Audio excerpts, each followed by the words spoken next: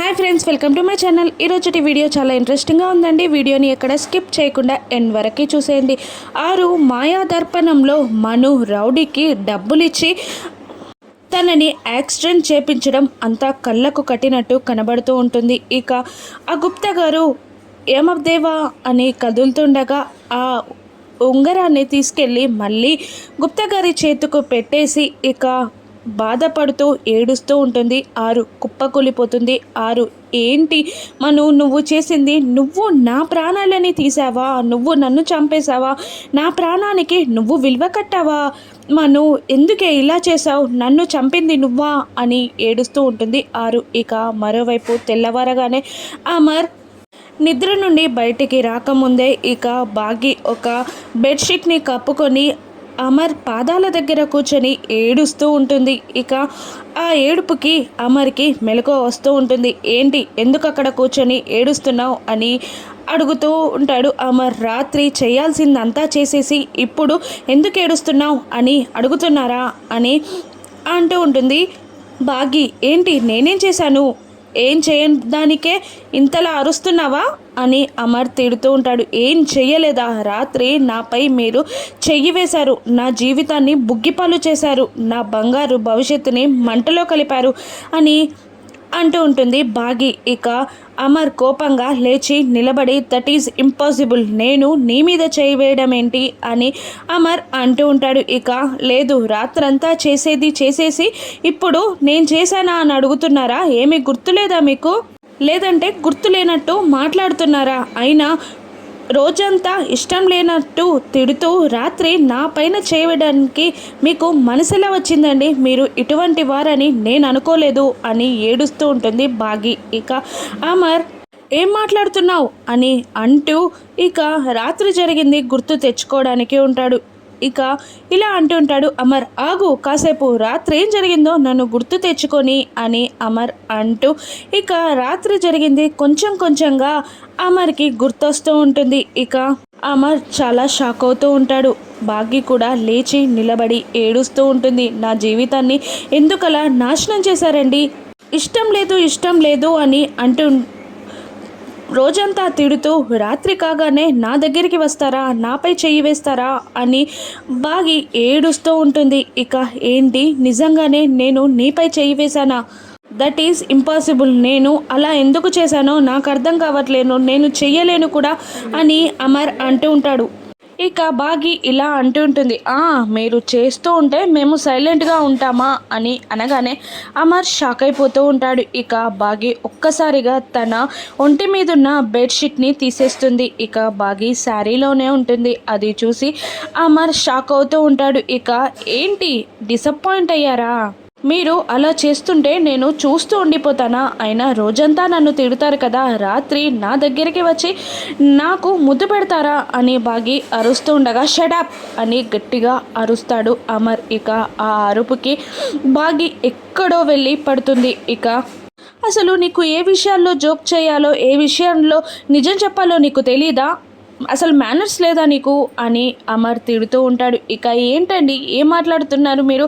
రాత్రి ఏదో పూనకం వచ్చినట్టు నాపై మీరే పడి ఇంకా నన్నే తిడుతున్నారా మీరు అని అంటూ ఉంటుంది బాగి. ఇక అమర్ ఆలోచనలో పడిపోతాడు. బాగి తనకి పాలు ఇవ్వడం, అలా పాలు తాగాకే తనకు మైకం రావడం అంతా అమర్కి గుర్తొచ్చి ఇలా అంటూ ఉంటాడు అమర్. అయినా అవును, అప్పుడు నువ్వు పాలు ఇచ్చావు, ఆ పాలు తాగాకే నాకు మైకం వచ్చినట్టయింది, ఆ పాలలో ఏం కలిపావు అని అంటూ ఉంటాడు అమర్. ఇక మహాప్రభో, మీకు మత్తుమందు కలపాల్సిన అవసరం నాకు లేదు, అయినా మీకు మత్తుమందు కలిపి పాలలో ఇవ్వడం నాకేం అవసరం అండి అని బాగి అంటుండగా, ముసుగు వేసుకొని తాళి కట్టించుకున్న దానివి మత్తుమందు పెట్టడం నీకు ఒక లెక్క అని అమర్ అంటుండగా ఇక బాగి అమర్ కాళ్ళపై పడి, మీకు నోరు నొప్పి పెట్టేలా నన్ను తిట్టండి, కానీ ఇంకొకసారి ఆ పీడకలని గుర్తు చేయకండి. నేను ముసుగు వేసుకొని తాళి కట్టించుకున్నానని, నేను అసలు ఎలా తాళి కట్టించుకున్నానో నాకే తెలియదు, అది నేను మరిచిపోవాలి అనుకుంటున్న పీడకల గురువు గారు, నన్ను వదిలిపెట్టండి అని అంటూ ఉంటుంది బాగి. ఇక అమర్ తనని ముట్టుకోకుండా మంచంపై నుండి జంప్ చేసి వెళ్ళి డోర్ తీయగానే ఇక మను డోర్పై 2 చేతులు పెట్టి సందులో నుంచి లోపలికి చూస్తూ ఉంటుంది. ఇక డోర్ ఓపెన్ చేయగానే మనుని చూసి అమర్ షాక్ అవుతూ ఉంటాడు. ఇక మాట మారుస్తూ మను ఇలా అంటూ ఉంటుంది, గుడ్ మార్నింగ్ అమర్ అని అంటూ ఉండగా అమర్ కోపంగా పెళ్ళైనప్పటి నుండి నాకు అన్ని బ్యాడ్ మార్నింగ్సే అని అంటూ ఉంటాడు అమర్. ఇక ఇలా అంటుంటుంది మను, అంతా ఓకేనా అమర్ రాత్రి అని అడుగుతుండగా, లేదు అంతా ఓకే కాదు, అంతా చిందరవందరగా జరిగిపోయింది అని అమర్ అంటుండగా ఇక అమర్ మాటలు అర్థం కాని మను లోపలికి రాబోతూ ఉంటుంది. ఇక లోపల మనుని ఉడికించడానికి బాగి కావాలనే బెడ్షీట్ కప్పుకొని కూర్చుంటుంది. ఇక మను వచ్చి బాగిని చూస్తూ ఏంటి ఈ అవతారం అని అంటుండగా బాగి ఏం మాట్లాడకుండా ఏడుస్తున్నట్టు యాక్టింగ్ చేస్తూ ఉంటుంది. సిగ్గుపడుతున్నట్టు ఏడుస్తున్నట్టు యాక్టింగ్ చేస్తూ ఉంటుంది బాగి. ఏమైందమ్మా, ఏంటి అవతారం అని అడుగుతూ ఉండగా, ఆ చెండాలన్నీ నేను నోటితో చెప్పలేను అని అమర్ అంటూ ఉంటాడు. ఏమైంది అసలు అని అడుగుతూ ఉంటుంది మను. నేను చెప్పలేనని చెప్పాను కదా, నా నోటి నుండి ఆ చెండాలని నేను చెప్పలేను అని అమర్ చెప్తుంటాడు. ఇక మాటలు అర్థం కావు మనుకి అమర్వి. ఇక ఇలా అనేస్తూ ఉంటుంది మను, ఒక్క మాటలో చెప్పు అమర్, నువ్వు చెప్పేది నాకు అర్థం కావట్లేదు, రాత్రి మీరిద్దరూ కమిట్ అయ్యారా అనగానే ఇక బాగి అమర్ షాక్ అయిపోతూ ఉంటారు. ఏం మాటలు అవి మను అని అంటూ ఉంటాడు అమర్. కాదు, నువ్వు మాట్లాడేది నాకు అర్థం కాలేదు, అందుకే అడిగాను, సారీ అమర్ అని అంటూ ఉంటుంది మను. ఇక లేదు, రాత్రి తన నుదుటిపై ముద్దు పెట్టానంట అంతే అని అంటూ అమర్ కోపంగా వెళ్ళిపోతాడు. ఇక బాగి మనుని ఉడికించడానికి నీది కాని దానికి నీకెందుకు అంత ఉబలాట అని అంటూ, అవును రాత్రి పాలు తాగాక ఆయన ఎలాగో చేశారు, అదంతా నీ పనేనా, తనకి ఆల్రెడీ పాలలో ఏదో ఉందని అనుమానంగా ఉంది, నేను ఇప్పుడు వెళ్ళి కన్ఫర్మ్ చేశానంటే చూడు అని అంటూ తన చెంపలని గిచ్చుతూ, ఇది ఇంకొకసారి రిపీట్ అయితే ఇప్పుడు మాటలతో చెప్తున్నాను, లేదంటే ఎలా ఉంటాయో నేను చెప్పలేను నా చేష్టలు అని బాగి మనుకి వార్నింగ్ ఇస్తూ ఉంటుంది. ఇక మను ఇలా అనుకుంటూ ఉంటుంది, పిల్ల కాలువ వచ్చి సముద్రానికి వార్నింగ్ ఇచ్చినట్టుంది,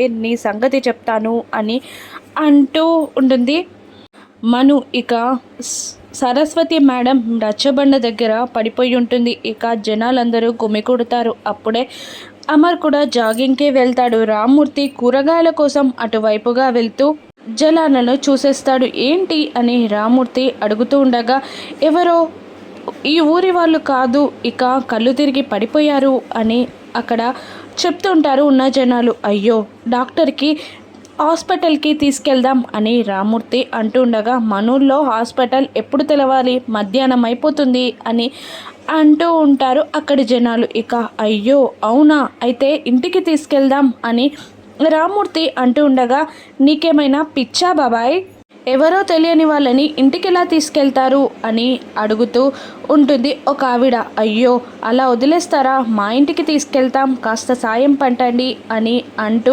సరస్వతి మేడంని ఆ జనాల సాయంతో రామ్మూర్తి ఇంటికి తీసుకొస్తూ ఉండగా, ఇక బాబ్జీ మనుకి కాల్ చేసి మాట్లాడుతూ ఉంటాడు. రాత్రి నుండి కాల్ కలవట్లేదు, ఎక్కడ చచ్చావురా అని మను తిడుతూ ఉండగా, ఇక చావు నుండి తప్పించుకున్నాను, ఎవరో రౌడీలు వచ్చి నన్ను కొట్టి మేడంని కాపాడారు అని బాబ్జీ చెప్తుండగా, ఎవర్రా వాళ్ళు అని మను అడుగుతూ ఉంటుంది. ఇక వాళ్ళు ఇలా చెప్తూ ఉంటారు, హిందీ వాళ్ళు, ఎవరో కాదు తెలీదు, ఎర్రపాగా కట్టుకొని ఉన్నారు అనగానే మను షాక్ అవుతూ ఉంటుంది. ఇక మను మాట్లాడకపోవడంతో, ఏంటి మేడం వాళ్ళ గురించి చెప్పగానే మీ నోట్లో మాట రావట్లేదు, వాళ్ళెవరో మీకు తెలుసా అని బాబ్జీ అడుగుతుండగా, లేదు తెలీదు అని మాట మారుస్తూ ఉంటుంది మను. ఇక సరస్వతి మేడంని నేను ఎలాగైనా పట్టుకుంటాను, మీ దాకా చేరనివ్వను అని అంటుండగా, నిన్ను దాటి వస్తే నేనే చంపేస్తా అని మను అంటూ ఉంటుంది. ఇక ఆలోపే రామ్మూర్తి సరస్వతి మేడంని ఇంట్లోకి తీసుకెళ్ళి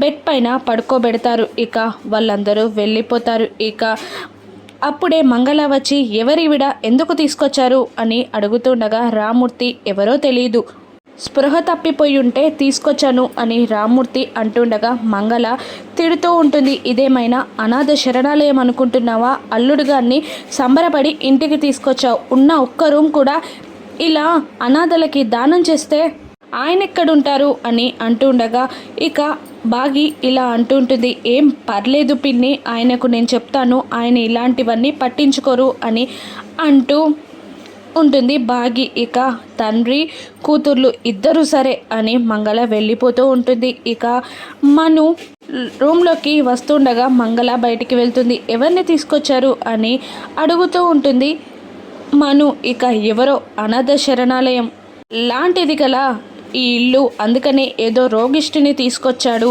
అని అంటూ ఉంటుంది మంగళ. అవునా, ఎవరు అని మను తొంగి చూస్తూ ఉంటుంది. ఇక మను చూస్తుందా లేదంటే అమరే సరస్వతి మేడంని ఫస్ట్గా చూస్తాడా? ఇక యమధర్మరాజు ఆరుని కరు నుంచి కిందికి దిగి రావడానికి ఏదైనా వరం ఇస్తాడా? రాను ఎపిసోడ్స్లో చూద్దాం. Thank you for watching.